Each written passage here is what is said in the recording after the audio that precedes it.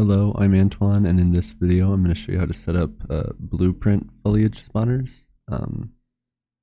So the first thing we're going to do is we're going to go to make a new blueprint class, and we want to type in Voxel spawner. And we're going to use this one. This is the most basic one. The others have added code functionality, but I'm just going to do this one. This is just going to be tree BP. This is going to be a very basic tutorial. I'm only going to have one tree. There's a lot of ways you could set this up and ton of things you can do with it. So now that we have that, we're going to go to Voxel and we're going to create a Voxel mesh spawner. I'm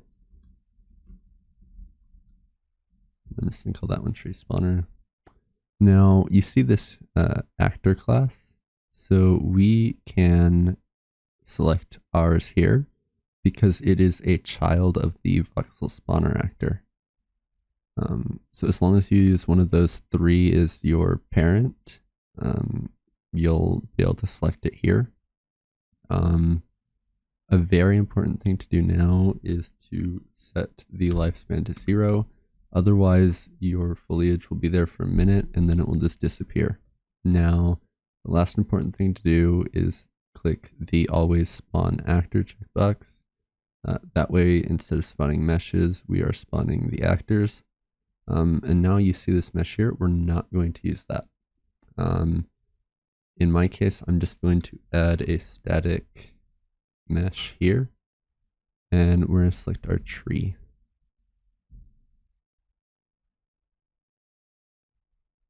And now, if I put we need to create a Voxel mesh spawner config. Spawner. And we're going to put our tree spawner in here. Let's change this.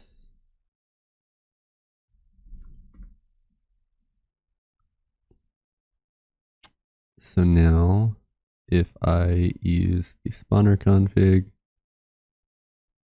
and let's hit play, we can see we get a bunch of trees.